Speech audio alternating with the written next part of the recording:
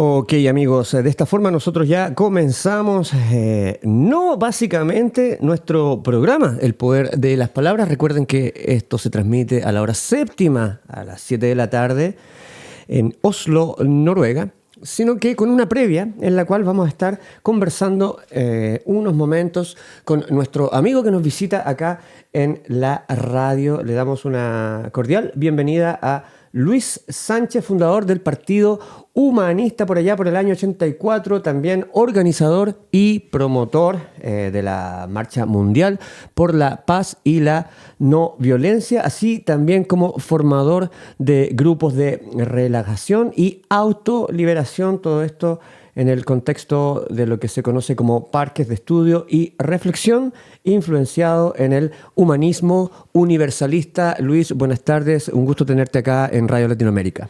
Un gusto, Francis, de poder estar presente y tener la oportunidad de contar un poquito acerca de las cosas que han motivado mi existencia.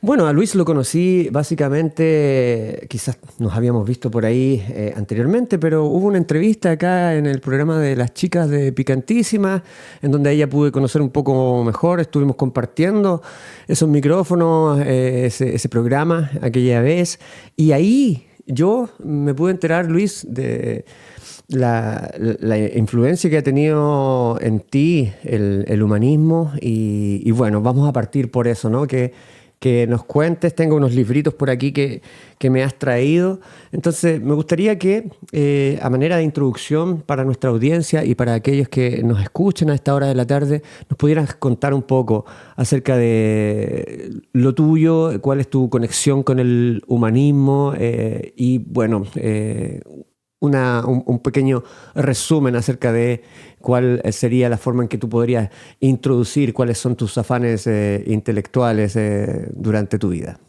Muchas gracias por darme esta oportunidad. Esto comienza cuando yo tengo más o menos unos 27 años, que hay unos humanistas que organizaban reuniones, en esas reuniones se meditaba y ahí tuve contacto con una experiencia de paz. Yo tenía 27 años, tenía 2 hijos, estaba casado hacía poco, vivía en el mundo del estrés. ¿En el mundo del estrés? Del estrés. Claro, claro. Como contador, como profesional, tratando de llevar todo adelante. Y resulta que con estos amigos me invitan a una de sus casas donde hacían estas reuniones y tengo una experiencia de paz. Entonces dije, bueno, hay otra forma de vivir. ¿Y quiénes eran estos amigos? ¿Quiénes eran estos? Claro. A ver, los voy a nombrar porque son amigos históricos. Juan Chambó, Silvia Rau. Después, en el corto caminar, voy conociendo a otros como Tomás Hirsch, como Wilfredo Alfsen, como Dario Ergas, como Laura Rodríguez, como Pía Figueroa. Algunas personas entonces ligadas al mundo político. Algunas personas se ligaron al mundo político. Claro. ¿Y esto en qué ciudad fue esto? Esto es la ciudad de Santiago. Okay. Que después se expande a través de todo Chile. ¿En el año? Estamos hablando del año 77, 80, 83, 84. Ok, estábamos en dictadura entonces en ese tiempo. Estábamos en dictadura. Ok, y bueno, ahondemos un poco más. ¿Conoces a toda esta gente que te empiezan a invitar a una especie como de reuniones? Exacto. Que eran reuniones, digamos, de reflexión, ¿de qué tipo? Bueno, se invitaba a que había una forma de experimentar la existencia como sin contradicciones, como aprender a tener la coherencia de pensar y sentir en una dirección. Que ¿En qué dirección? Normalmente nosotros pensamos una cosa, tú muchas veces vas al centro comercial con la intención de ir a buscar un calzado, pero en una vitrina ves, no sé, ves una joya y piensas, mejor le regalo una joya a mi compañera. Y entonces pensabas una cosa, sentiste otra y finalmente terminaste haciendo una muy diferente. Y este es un ejemplo muy cotidiano, ¿no? Ahora, si lo llevas a un poquito más profundo, las contradicciones van produciendo ciertas enfermedades. Entonces, claro. Ese fue un camino muy interesante, ¿no? Descubrir que si estaba un poco más atento a lo que pensaba, a lo que sentía, Entonces mi cuerpo, mis acciones vayan teniendo mucho más una dirección más clara. Entonces Claro, ahí porque descubrí la posibilidad de elegir. tú nombras que te ayudaron como a tener una especie como de dirección. De dirección. Ya, vamos a ese punto. ¿Cuál es esta dirección? ¿A dónde nos dirige esta Bueno, esta dirección? dirección empieza por mí, por ese conocimiento de mí mismo, conocerme, porque claro, hasta ese momento yo pensaba que yo, como tú, como todos, éramos así, o sea, funcionábamos así, estaba correcto, no había otra cosa. Pero cuando empiezo a tomar contacto con ese mundo interior, me voy descubriendo que había muchos sueños, y esos sueños había mucha ilusión. Y esa ilusión en realidad no respondía a la realidad cotidiana que yo veía o que yo vivía. Entonces empecé a darme cuenta que era fundamental que yo captara qué es lo que realmente es internamente. Ahí me descubrí que tenía una biografía, que la biografía influye en mi vida, que esa biografía es como una especie de mochila en la que queda grabado lo positivo y lo negativo.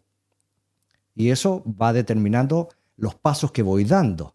Si he tenido una experiencia negativa respecto del futuro, yo voy a actuar también con un temor, porque no quiero que se repita eso negativo. Entonces, al ir limpiando la mochilita, se me fue abriendo el futuro. Y ahí descubrí que habían otros. Y esos otros no eran para mi consumo, ¿no? Ni comprarlos, ni usarlos, ni tratarlos mal, sino que yo eras tú y tú eras yo. Por lo tanto, teníamos que tener una relación muy positiva entre nosotros. Ok, pero cerremos un poco más el contexto. Esta dirección y esta especie de conocimiento está más ligado al área filosófica o está más ligado al área política o está más ligado al área de la autoayuda, porque es así como lo expresas tú para la gente que está escuchando ese programa y para la gente que lo va a escuchar después, tú lo expresas de una forma muy general.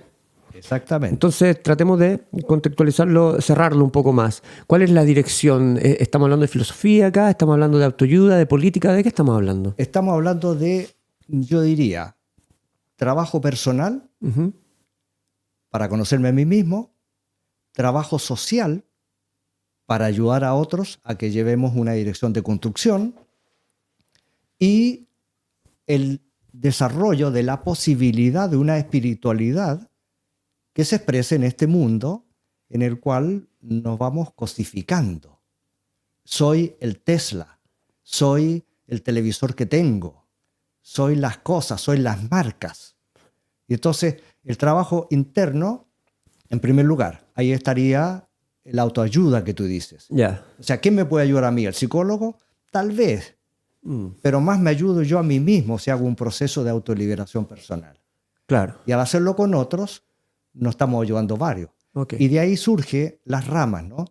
¿Y cuáles son estas por ramas? Un trabajo personal que después dice, oye, aquí hay que hacer un cambio personal, claro, pero también un trabajo social simultáneo, porque si no las cosas no van a cambiar afuera. Yo me podía haber ido como el Buda a ponerme debajo del arbolito y desarrollarme mucho y trascender y ponerme luminoso, ¿no? O como la época de Lobsang Rampa, los ojitos blancos. Pero lo interesante es que yo me transforme en mí mismo, no me aísle de la sociedad, porque tengo familia, porque tengo hijos, tengo redes, sino que también intervenga. Y de ahí surgen, primero el 4 de mayo de 1969, aparece la curación del sufrimiento dada por Silo. El 4 de mayo de 1969. Claro, o sea, ya llevamos unos añitos de recorrido. Ok, pero entonces sigamos contextualizando. Este grupo de amigos con los cuales tú te empiezas a juntar a partir del año 77, ¿de alguna forma dependían del mensaje de Silo o es algo que hasta ese momento era independiente de esto? Yo diría que no dependían, sino que ellos toman el mensaje de Silo, que es lo que he hecho yo. Okay. Para mí, Silo no es un dios, es una persona que ha sido muy positiva para la especie humana, como han sido muchos otros, como ha sido, por ejemplo, Mahatma Gandhi, como ha sido Mandela, por ejemplo, por ponerte ejemplos muy simples, ¿no? Y entonces, somos personas que tomamos lo que escuchamos de de esas charlas, de esa arenga que dan el 4 de mayo de 1969, que además se encuentra en todos los medios hoy día, que la puedes ubicar fácilmente. Claro. Y el contenido dice que uno puede superar su sufrimiento. Eso es lo que también decía el Buda, ¿no? Y ahí parte. Y de ahí parte. Entonces, de esas charlitas se empiezan a formar grupos. Se forma la Comunidad para el Desarrollo Humano, en la cual también yo en Chile soy parte integrante desde los principios. ¿La comunidad? Para el Desarrollo Humano. Existe hoy día como organización. ¿Y cuándo parte eso? Eso partió, yo diría que más o menos aproximadamente en las fechas del Partido Humanista. El 84. Claro. Ya. Claro. Y un poquito antes. Ellos parten un poquito antes. Entonces yo primero tuve grupos de la Comunidad para el Desarrollo Humano. Después aparecen la posibilidad de legalizarnos como partido humanista dentro de la dictadura. Lo que nos produjo problemas. Porque las izquierdas decían que estábamos con Pinochet y las derechas nos decían ustedes son unos traidores. Entonces recibíamos balas de todos lados. ¿Por qué la izquierda les decía que estaban con Pinochet? Porque nosotros estábamos desviando a la gente del interés. Había que hacer la revolución armada. Y nosotros somos no violentos. Pacifistas. Humanistas, pacifistas, no violentos. Mira, yo diría que es la no violencia activa. Porque pacifismo es una actitud muy buena, pero que no hace nada más de que ser pacífico. Tú me das la bofetada y yo la recibo. Y me quedo calladito. En el caso mío es, tú me das la bofetada, yo la recibo y te pregunto, Francis, ¿te gustaría que te diera una bofetada? Y ahí te estoy planteando que quiero que me trates como te gusta que te trate yo a ti. Entonces es una no violencia activa. Entonces todo nuestro desarrollo, cuando aparece el Partido Humanista, va por ese lado, ¿no? Influir en la sociedad, participar activamente como político. Después surgen convergencia de culturas, que es muy importante, unir a diferentes grupos culturales, razas, ¿no es cierto? Después surge una organización que existe también en varios lugares del mundo, como es Mundo Sin Guerras y Sin Violencia, que es precisamente la organización que en este momento está organizando la tercera marcha mundial por la paz y la no violencia. Mucha gente no tiene idea que existe una tercera marcha mundial. Hicimos la primera en el 2009-2010. La segunda se hizo entre medio. Y ahora partió el 2 de octubre de este año la tercera marcha y partió en Costa Rica. Y va a terminar los primeros días de enero, el 5 de enero, también en Costa Rica. Ese es un grupo de personas que da vuelta al mundo en grupos de base y que va contactando, bueno, presidentes y todo eso. Acá nosotros estuvimos en el Stortinget, en el Congreso noruego. En el Stortinget. Claro. En ese momento habían unos representantes de Pakistán y nos recibieron muy bien y ahí expusimos. Vinieron amigos nuestros de España y de diferentes países. Esa marcha recorrió desde Australia, se dio toda una vuelta y terminó en Punta de Vacas, en Argentina, donde surge el primer parque de estudio y reflexión. Entonces, hay todo un contexto. El mensaje del silo lo toma la gente y empiezan a formarse organizaciones. Y hoy día se encuentran en diferentes partes del mundo.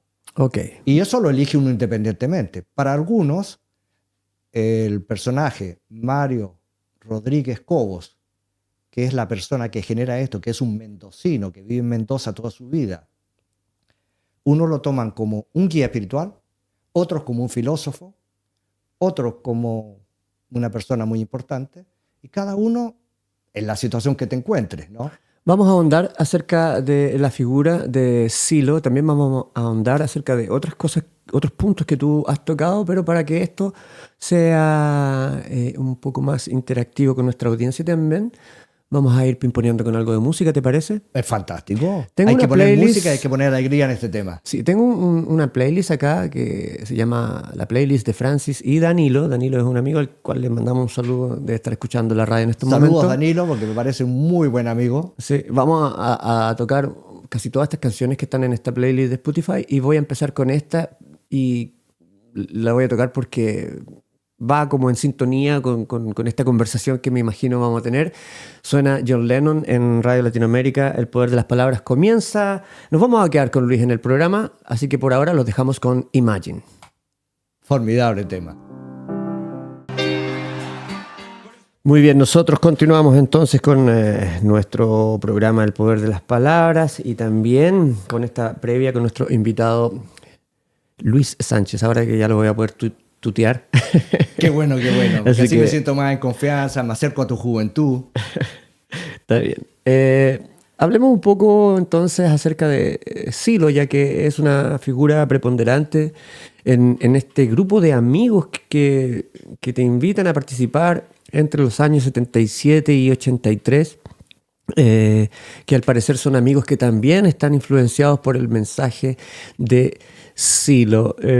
Bueno, en un contexto, digamos, de resumen, el mensaje de Silo es un mensaje pacifista, por lo que se entiende, es un mensaje de no a la violencia, de luchar por la paz, en este caso si hay que luchar por algo, y tú mismo usaste la expresión pacifismo activista. Exacto. O algo así. No violencia activa, dije yo. Claro. Y bueno, hay mucha información de Silo que ustedes también, queridos auditores, pueden encontrar en Wikipedia, en Internet, en Google. Hay mucho material. Si la gente va a silo.net, por ejemplo, pones solamente la palabrita simple, silo.net, y te aparece toda la bibliografía. Claro. Porque además, en los pocos años que vivió, porque además murió... El 2010. Hace unos años atrás. Claro. 10, 11 años. Falleció en el 2010. Sí, tenía un problema renal, creo, algo así. Exacto. Ya, pero vámonos un poco a la parte crítica de la figura de Silo. ¿Consideras tú que Silo es un mesías? ¿Los humanistas o las personas que adhieren al movimiento humanista lo consideran un mesías? ¿Lo consideran un filósofo? ¿Lo consideran un orador? ¿Se le critica a Silo esta especie de mesianismo entre sus adherentes? ¿Qué nos puedes hablar con respecto a esto? Es muy interesante la pregunta que me haces, porque te nombro yo a Messi. Messi para algunos es un dios. No, yo diría que es el hijo de Dios, el dios Maradona. Dios. Por lo menos en Argentina el dios Maradona. Tiene hasta una religión. Argentino también, ¿no? Y resulta que con Silo se da un fenómeno que para el ser humano normal y corriente se da con todo.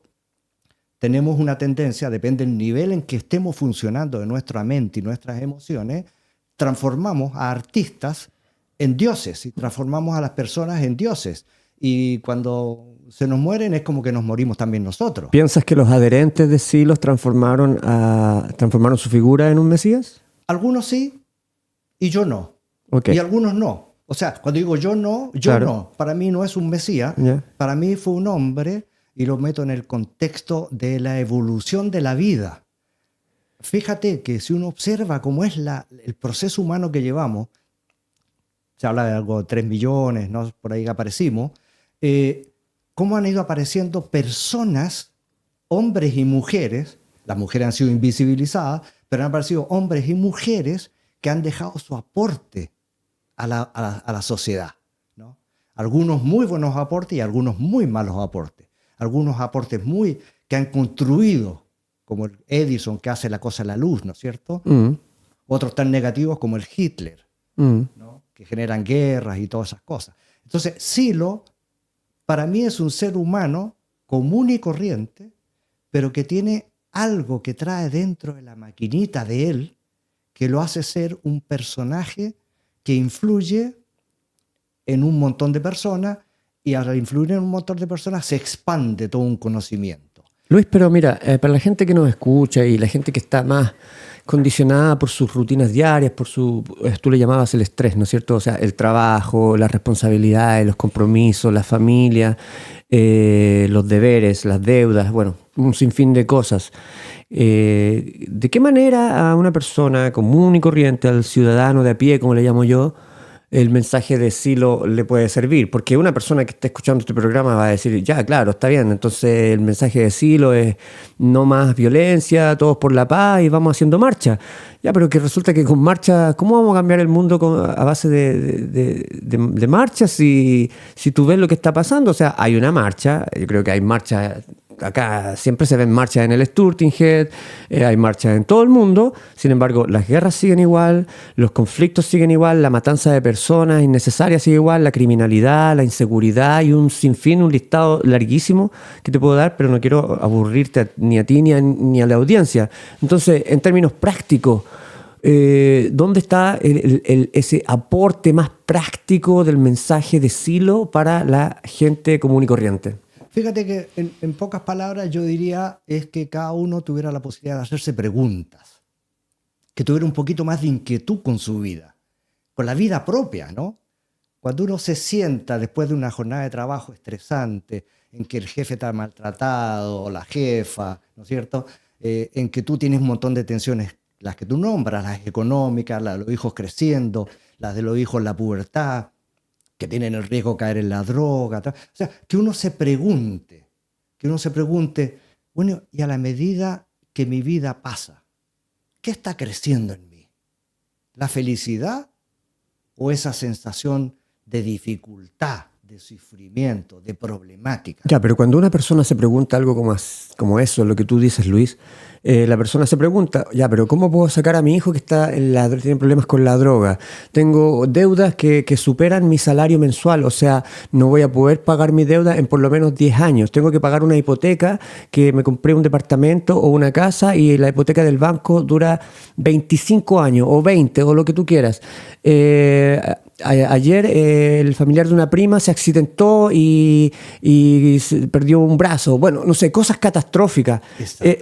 Y yo hago una reflexión interior y sigo todos tus consejos, pero voy a terminar con la conclusión de que está todo mal. O sea, ¿qué puedo hacer para resolver el millón de problemas que tengo como persona común y corriente? Precisamente, tú vives con ese montón de problemas que acabas de mencionar.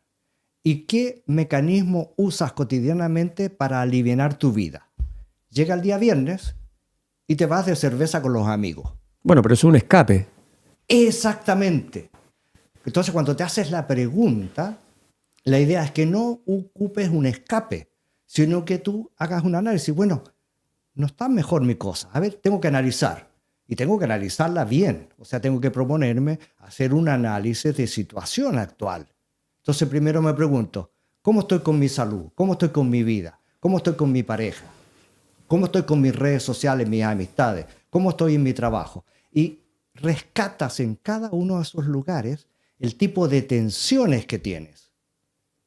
Ese es un trabajo personal, individual, que lo puedes hacer solo o con varios más, y rescatas dónde están las tensiones. Y desde ahí tú puedes decir, ¿y cómo lo puedo cambiar?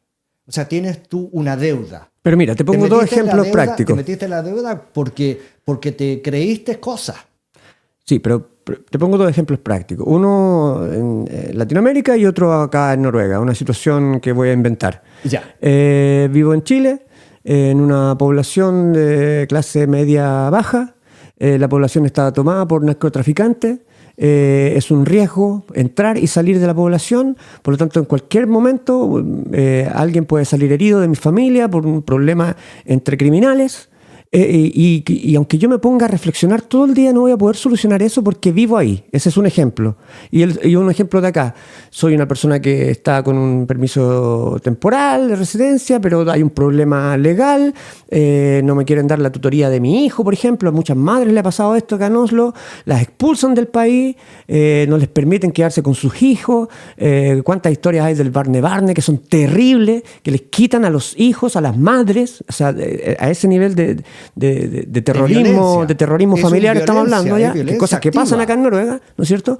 Y si esa persona se pone a reflexionar sobre, no va a resolver el problema porque las decisiones están finalmente en seres externos, ya sean seres con autoridad externos o seres sin autoridad pero con el poder de la fuerza. ¿La reflexión de qué me sirve en ese caso? ¿O de qué les sirve a estas personas? En los dos ejemplos que me puedo hacer que son bastante extremos, pero que son bastante corrientes. Son extremos, Luis, pero son muy corrientes. A mucha gente les pasan este tipo de situaciones. Yo sé que en las poblaciones chilenas, hoy día el narcotráfico... No solamente las chilenas, Luis, en casi toda Latinoamérica pasa esto. Es un ejemplo, en Latinoamérica... En Estados Unidos también. En Suecia. Bueno, ahora está pasando en Europa también. Exacto, lo tenemos en todas partes. Pero vamos al punto concreto que tú me invitas a reflexionar. a esa persona en esa población en Chile, que puede ser hombre o mujer, que a lo mejor tiene que ella prostituirse incluso para poder obtener recursos para su vida y la de sus hijos, ¿no? ¿Cómo le podría aportar a ella hacer una reflexión? Sola va a ser difícil. Entonces ella podría decir, ¿con quién puedo conversar de lo que me está pasando en mi vida? Yo no puedo cambiar la situación de toda la población, pero te vas acercando a personas que dicen, oye, podríamos cambiar un poco nuestra situación. ¿Cómo hacerlo? Y tú has visto que los movimientos que se han dado, el movimiento social que se dio en Chile, la explosión social que se llama hace unos años atrás. El estallido. ¿No es cierto? El estallido fue resultado de esa tragedia que viven millones de personas en un país como Chile. Que te digo Colombia, que te digo otros, ¿no? Venezuela, Argentina, hoy día con ese señor que tienen de presidente. Entonces el punto es, no te aísles, hazte las preguntas, pero júntate con otro amigo que también le está pasando lo mismo. ¿Y qué podemos hacer los dos? Ahora, si tiene la oportunidad de saber que existe un partido humanista, que existe una comunidad para el desarrollo humano, que existe, en el caso de los extranjeros, todo ese racismo que existe en Chile contra nuestros hermanos de países vecinos, es insostenible ese racismo. ¿Por qué? ¿Para qué? Nos daña a todos, absolutamente a todos. A eso le diría, acércate a Convergencia de Cultura porque hay formas de superar este problema. Todo esto hay que ponerlo, Francis, Convergencia y Cultura. Francis, claro, Convergencia de Cultura. ¿Te refieres esto acá en Chile o en Noruega? En Chile y en el mundo. Okay. Hay convergencia de cultura en diferentes países, ¿no? Así como Mundo sin Guerra y sin Violencia está en varios países del mundo. O sea, tú en el fondo invitas a las personas que se acerquen a esta organización. Yo invito a las personas que se acerquen primero a ellos mismos. ¿Ya? Que se hagan la pregunta, ¿y cómo puedo salir yo de esta situación? En forma coherente. Porque puedo tomar contacto con uno del narcotráfico. ¿Por qué no me pasan unos polvitos para yo venderlos porque voy a ganar tanto? Pero ahí caes en una cadena de contradicciones y te terminas metiéndote 25 balas, como le metieron a un muchacho hace poco tiempo atrás, hace unas semanas atrás, 25 balazos para un joven de 26 años. O sea, te digo, esos son grados de violencia que en Chile nunca los vi en los 37 años que yo vivía allá. Entonces, porque lo interesante de lo que tú me planteas es porque podría ser muy inservible que la persona se haga preguntas y no tenga respuesta. No, quizás pueda tener las respuestas, pero no quizás las respuestas que tú piensas. La gente, bajo el sistema en el que vivimos, por lo general, una de las respuestas que yo me imagino más asemella en la gente es tener más plata nomás, trabajar más, sacarse más la cresta, como se dice, y tener más plata para poder tener un mejor nivel de vida. Esa es como una de las mayores formas que la gente común y corriente, en la cual también me incluyo yo a veces, podría pensar que tendría una posibilidad de mejorar su vida. Esas son las falsas esperanzas que vive el mundo, especialmente del consumo, del capitalismo. Son falsas esperanzas. ¿La gente está equivocada con el hecho de tratar de generar un poco más de dinero para mejorar su vida, según tú? Si no le crea contradicción, si se siente bien ganando dinero, que lo lleve adelante. ¿Tú tienes una crítica? Si eso lo aleja de su mujer, de sus hijos, de sus amigos, si las 24 horas del día está conectado a la máquina de producir, esa persona va a ser infeliz, esa persona va a sufrir, esa persona además, esa violencia interna que se le genera, la va a llevar a otros. Vamos a andar también en ese aspecto, ¿no es cierto? Los aspectos prácticos, políticos, de cómo las personas pueden ir mejorando su vida, pero también vamos a seguir pimponeando con la música. Lo dejamos ahora en la compañía de Robbie Williams. Esta canción se llama Feel, porque todas las personas sienten de manera distinta. Y bueno, de eso estamos hablando también en esta conversación. Exacto. Con Luis, de los sentimientos. Así que suena Robbie Williams en Radio Latinoamérica en vivo y en directo a esta hora de la tarde con Feel. Nosotros estamos acá en El Poder de las Palabras, capítulo número 84 en Radio Latinoamérica, en vivo y en directo a la hora séptima, y en esta ocasión acompañados de Luis Sánchez, humanista por naturaleza, quien nos acompaña a esta hora de la tarde. Hemos estado conversando acerca de sus inicios y su acercamiento al movimiento humanista. Algunas de las cosas que ha estado realizando durante su vida. Hablamos un poquito de Silo también, del mensaje de Silo. Lo llevamos a la parte práctica, ¿no es cierto?, de cómo las personas lo pueden poner en práctica este tipo de conocimiento o de mensaje. Y ahora me gustaría invitarte, Luis, a que nos vamos a la arista política.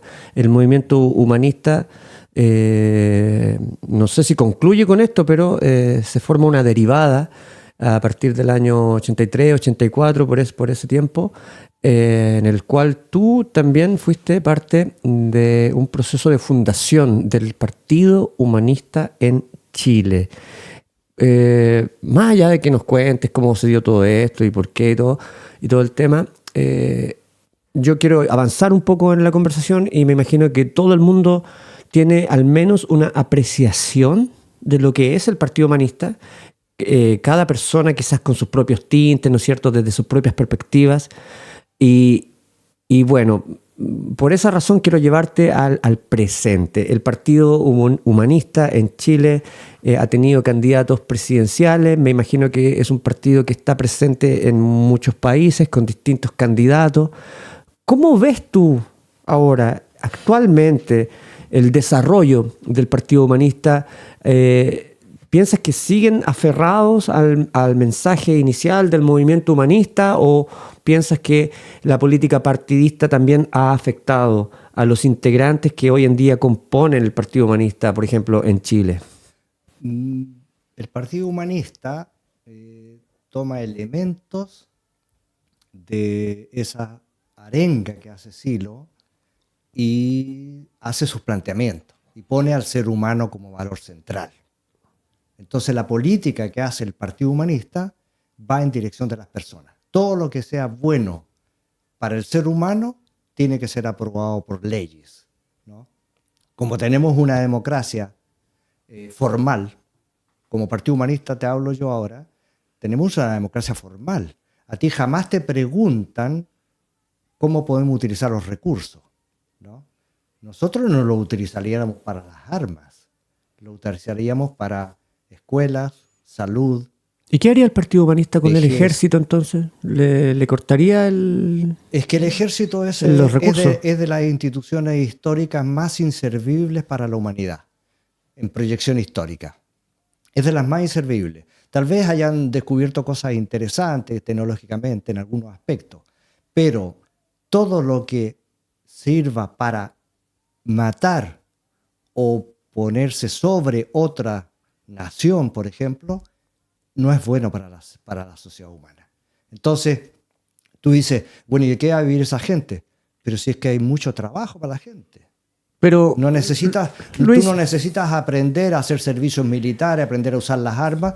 ¿Para qué? Para destruir a otros, ¿no? Luis, en estos momentos Chile tiene un problema, una problemática con la inmigración importantísima. Estamos recibiendo muchos inmigrantes.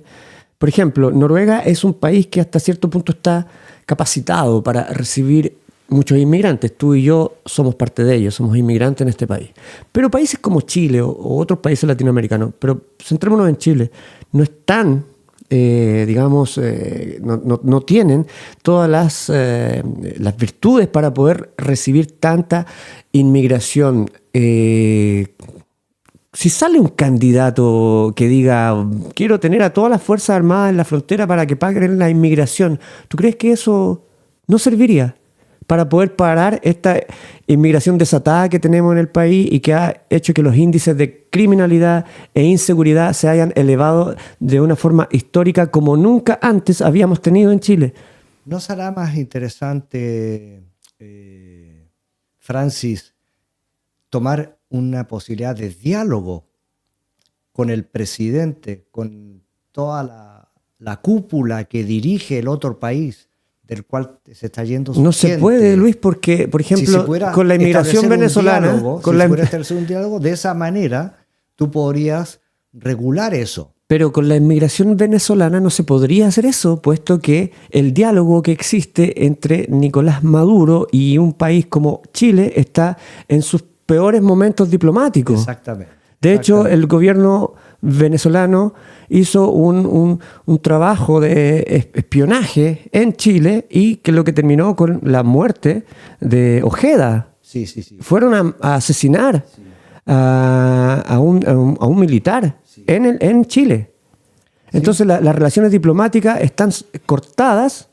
Por ahora no hay ningún tipo de negociación. Entonces cuando tú hablas de diálogo, Luis, ¿cómo se puede tener un diálogo con un país que ya ha cortado relaciones con Chile? Bueno, tiene que haber canales. Yo creo que no todo Venezuela está totalmente de acuerdo con lo que está pasando con ese país. O sea, todo Venezuela está totalmente en desacuerdo. Si nos abocamos a lo que pasó en la última elección, la mayoría eligió un presidente que no es el que está en el gobierno en este momento. En Venezuela tenemos una dictadura. Entonces, en forma práctica, ¿qué tiene que hacer Chile? Obviamente que Chile tiene que poner cierto control. Pero a eso es lo que voy. Entonces, ¿cómo vamos a poner un control? No toda la gente podría entrar porque nos crea problemas. Pero también el Estado chileno tiene recursos, fíjate, para poblar zonas del país que están totalmente despobladas y permitirle que esos seres humanos, que además van a estar transitoriamente en Chile, porque no te olvides que acá en Noruega muchos llegamos y muchos se han devuelto. O sea, la gente no se va de su país porque las cosas estén bien en su país. Se va por necesidades vitales. Y después quiere volver. Siempre está añorando a volver a lo que le pertenece, a sus raíces, ¿no? Entonces, yo creo que estas son situaciones de crisis temporales que se están dando, pero que Chile podría responder de una manera más inteligente. ¿Por qué no se creó? Y todavía Boric lo va a hacer, parece ser. Ha formado un equipo de gente para controlar el tema del narcotráfico. Pero como hay tanta corrupción, entonces también es complicado, ¿no? ¿Por qué no se permite entrar a gente que quiere venir a trabajar, que viene arrancando de la dictadura, como estamos diciendo? No todos son narcóticas, no todos son vendedores de droga, no todos están trabajando con mujeres y con hombres para prostituirlos. No, hay un porcentaje grande de gente venezolana muy buena. Doctores, psicólogos, profesores, dueñas de casa, de todo. O sea, gente que es muy positiva. Es lo que pasó aquí en Noruega, Francis. Yo no sé si te acuerdas. Cuando llegamos los chilenos, acá llegamos chilenos que robaban, profesores, médicos, o sea, chilenos de todo tipo.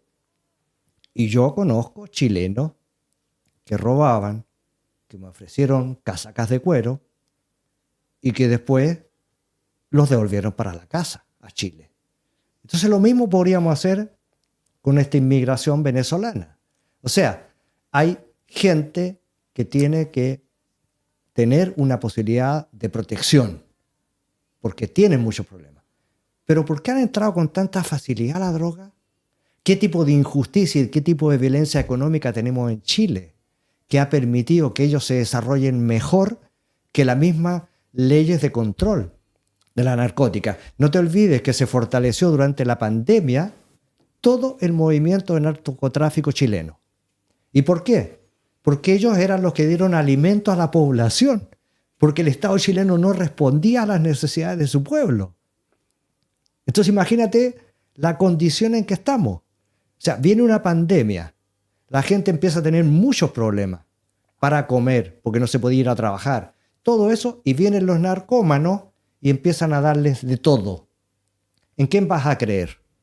¿En Barrabás o en el gobierno? ¿Te quedas con Barrabás? Bueno, hay mucha gente que en ese tipo de escenario seguramente van a elegir a Barrabás, claro está. Es muy interesante. Si lo ponemos desde ese punto de vista. Pero bueno, avancemos. Eso es parte de la realidad, ¿eh? Tengo acá unos libros que me has traído. Uno de ellos se llama Silos, Bootstrap, el mensaje de Silo, que es un libro con el mensaje de Silo, lo muestro ahí a la cámara, y que es un libro que tú has lanzado este año, está recién editado por la editora León Alado. Y bueno, está traducido al noruego. Me parece excelente este tipo de instancias porque aparte de leer el mensaje uno puede aprender el idioma. Y también está este otro, Cuentos cortos por la no violencia y la reconciliación de los pueblos, que es un libro que pertenece a varios autores. Cuéntame un poquito, ¿estos libros están a la venta? ¿La gente los puede conseguir en alguna parte? ¿Hay que contactarse contigo? ¿Cómo se maneja todo esto? El mensaje de Silo, Silo Bootcamp, tú entras a silo.net y lo puedes bajar en cualquier idioma que se te ocurra, porque ya está traducido a muchos idiomas. Yo logré, con la ayuda de un amigo noruego, con Hele, de traducirlo. Nos tomó un par de años traducirlo, porque era muy simpático. Él no hablaba español y yo no muy buen noruego. No teníamos un idioma común, pero somos muy buenos amigos. Y cuando trabajaba yo de voluntario en un Språkcafé, en un café de idiomas, entonces le dije, ¿por qué no me ayudas a traducir el mensaje de Silo al noruego? Bueno, nos tomó 2 años, lo imprimimos en León Alado, que es una editorial española, y hice una cantidad de ejemplares, y el 4 de mayo de este año 24 fue presentado en la biblioteca de Tejen de Eichmann. Okay. Y ese libro se regaló. Ya, ok. No, o sea, el mensaje de Silo no se vende. Tú lo puedes comprar si te metes a Amazon, te metes a... Ok, pero este libro que tienes tú acá esto no está a la venta. No está a la venta, pero tú lo puedes bajar en silo.net. Ok.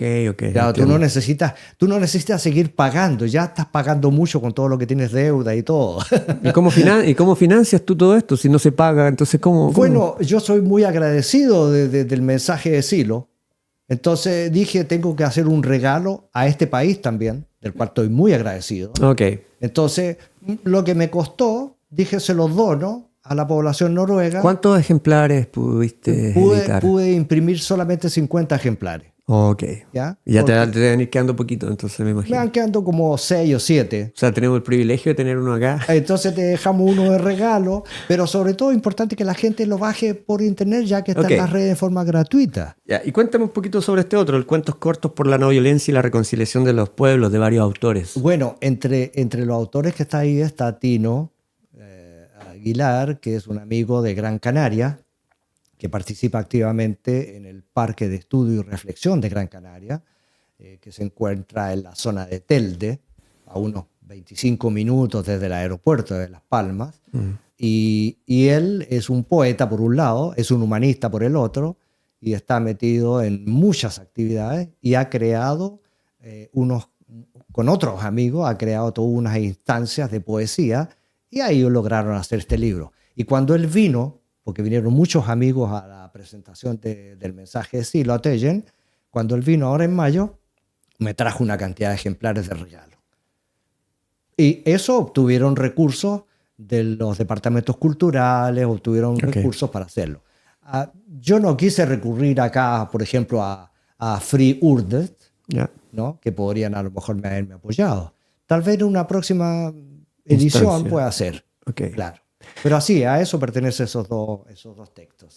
Ok, muy bien. Nosotros vamos a seguir avanzando entonces con la música para ya después meternos de plano en algunos puntos que me hubiera gustado tocar en el Poder de las Palabras, capítulo 84, y que en esta ocasión vamos a compartir con Luis, quien, muchas gracias por nos va a ayudar partícipe de esto. A pimponear con estos temas que he preparado. Genial. Por ahora los voy a dejar con esta canción que me gusta mucho de Aha, I've Been Losing You, algo del rock noruego suena acá en Radio Latinoamérica. Nosotros continuamos entonces con nuestro invitado Luis Sánchez, quien está a esta hora de la tarde, a las 19:40, acá en El Poder de las Palabras, capítulo número 84. Estoy viendo acá algunos feedbacks. Le agradecemos a Florencia, que en el bloque 2 se me quedó un poquito arriba los volúmenes pegados cuando ya sonaba la canción, pero bueno, ya lo solucionamos. Qué amorosa Florencia. Sí. Yo a ella le dije que estaba a las 6 de la tarde. Llegué un poquito tarde, Florencia, disculpa, no. Está bien. Y acá me está escribiendo Mauricio Figueroa. Voy al Oslo Spectrum. El Mauricio siempre anda en concierto, anda con una entradita por ahí para regalar. Así que qué bueno, a mí me encantaría.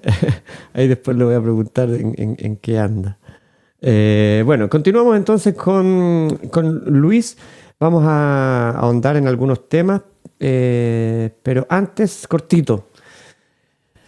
Vámonos a la parte trascendental del mensaje de Silo, del mensaje humanista, no sé, o del movimiento humanista, porque esto le toca tanto a la gente que es materialista como a la que es espiritual, ¿no? La muerte. Tú, Luis, tienes 75 años. No quiero ponerme pesimista con esta palabra, así que no te tomes a mal lo que te voy a decir, pero me imagino que tú ya, o por lo menos yo, pienso que cuando tenga 75 años voy a estar pensando mucho más en la muerte que lo estoy pensando ahora. Entonces, bajo esa tónica, ¿qué piensas tú con respecto al tema de la muerte? ¿Qué es lo que pasa? ¿O qué es lo que dice Silo? ¿Cuál es el mensaje trascendental, espiritual que tiene Silo para ofrecer a la humanidad? A mí me parece que el tema de la muerte es uno de los viajes más interesantes. ¿A dónde vamos a ir? Que tenga yo en mi existencia humana. Fíjate que yo vengo viajando por todo Chile cuando viví en Chile. Uh-huh.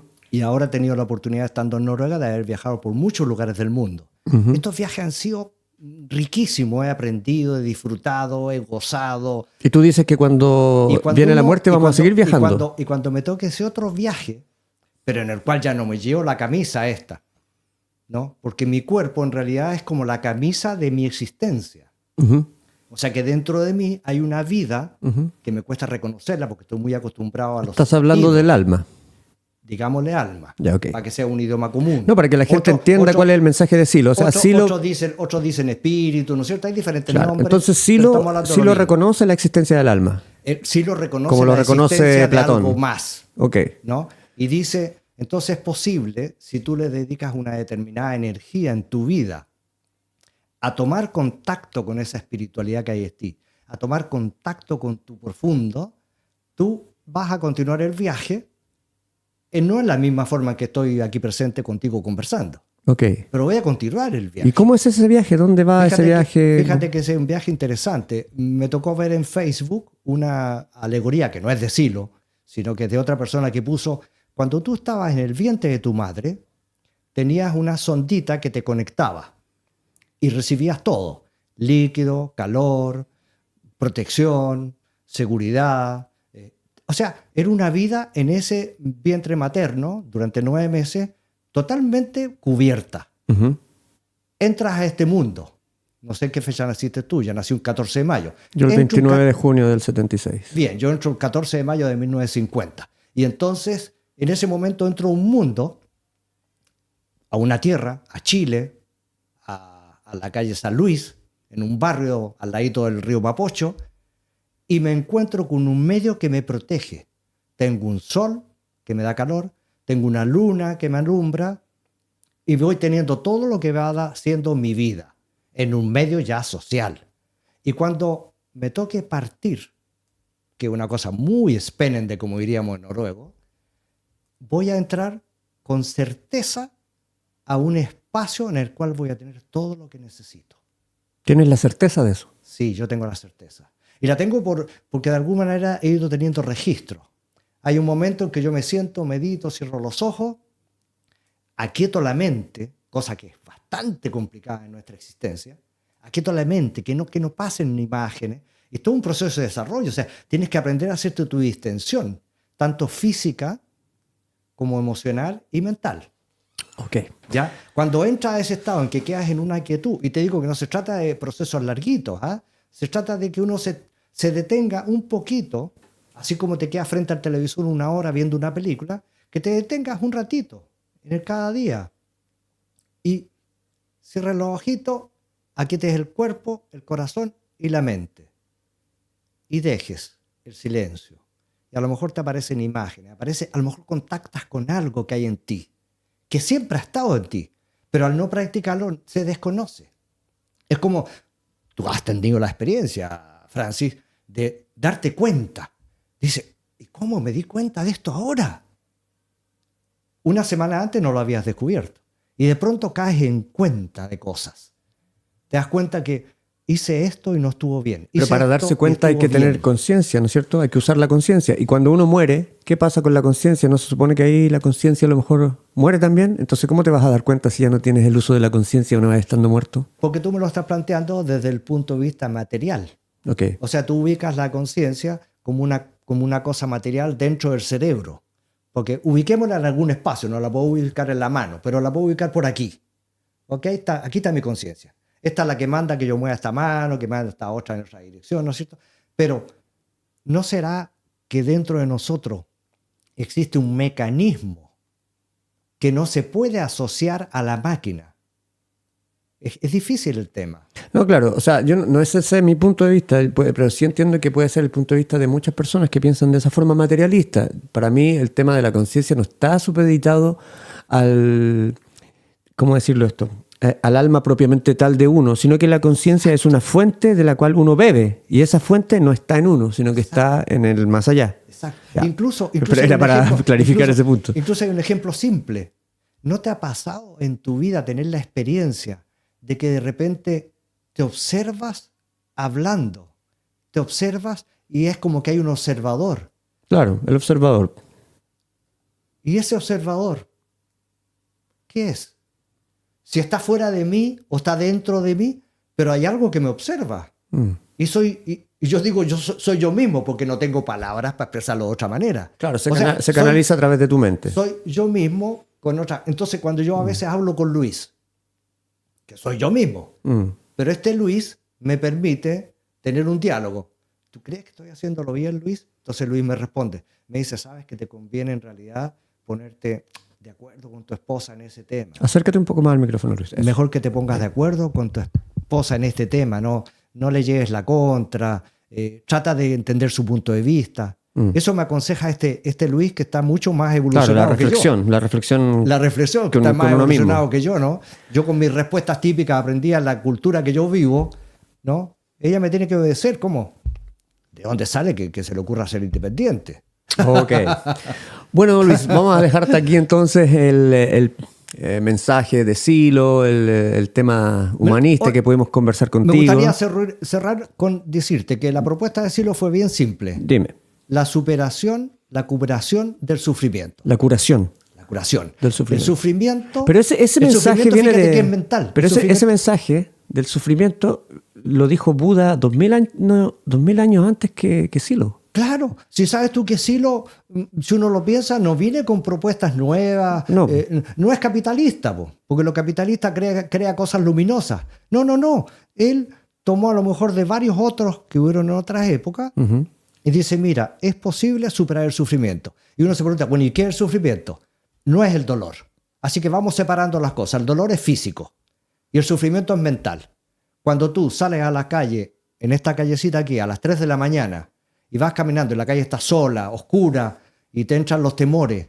¿Dónde están los temores? ¿En la calle o dentro de tu conciencia? Entonces es interesante que él propone que uno revise a qué le temo, qué creo, porque las creencias además me las metieron desde que nací. O sea, ¿he elegido yo alguna de las creencias que tengo?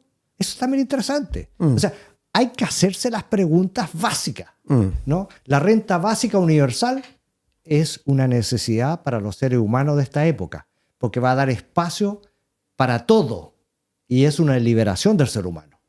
La renta básica universal. O sea, yo te digo, ¿cómo te caerían a ti 20.000 coronas mensuales que te las entrega el Estado nórdico para que te dediques a lo que te gusta hacer en tu existencia? ¿Y cómo vamos a financiar todo eso, Luis? Entregándole 20.000 coronas a todos los que están acá en Noruega. Te muestro, no te lo puedo mostrar, pero te lo puedo decir. Métete al Oljefondet, el fondo de petróleo noruego. Ya. Hoy día va en 19.000... Sí, el fondo más grande de ahorros. Billones de coronas. Claro. Y con 3 billones. ¿Y tú querés meterle mano ahí a ese fondo?